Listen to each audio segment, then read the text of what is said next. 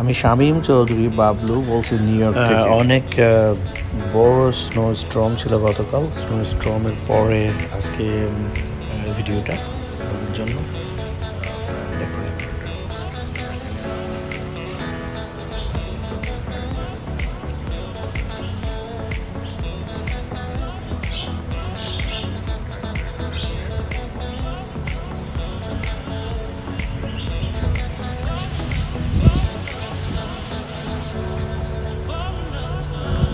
So snow স্টর্মের পরে basically যেটা হয়, সবাই সবার বাড়ির সামনেটা পরিষ্কার করতে হয়, কারণ তার সাইড ওয়ার্কটা ঠিক যার যার বাড়ির সাইড ওয়ার্কটা সে পরিষ্কার করে রাখতে হবে।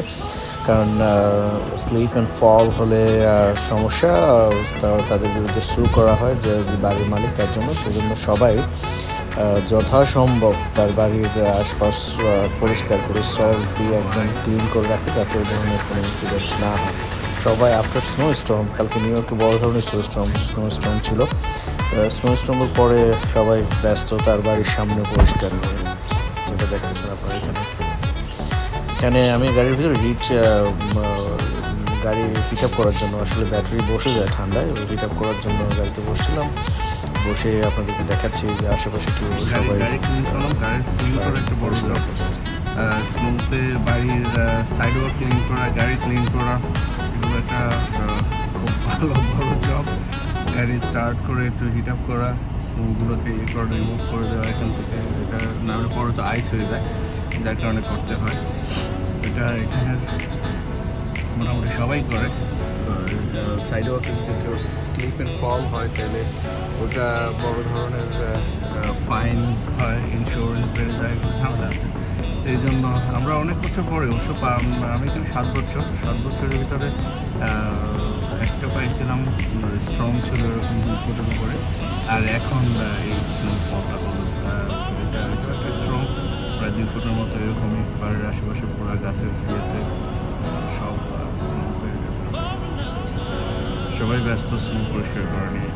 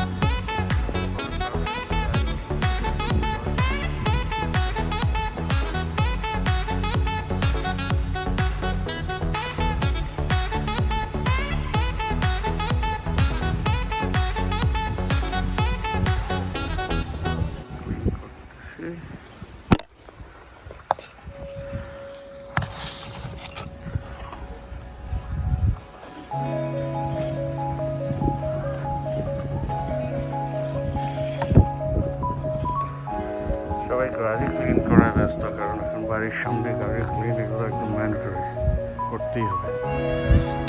যাতে স্লিপ করে না পড়ে, স্লিপ ফল করে আবার সু হবে সমস্যা।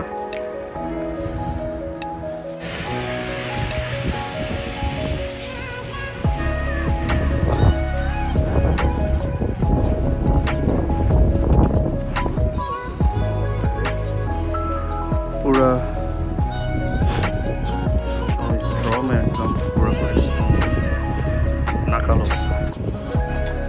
হেভি স্নোফল করেছিলাম গতকালকে, পুরো রাত পড়ছে, প্রায় 2 ফুট না হলে 1 ফুট 1.5 ফুট মতো পড়ছে পুরো স্ট্রমে।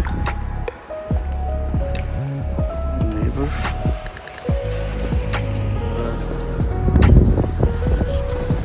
ক্লিন করতেছে সবাই মিলে।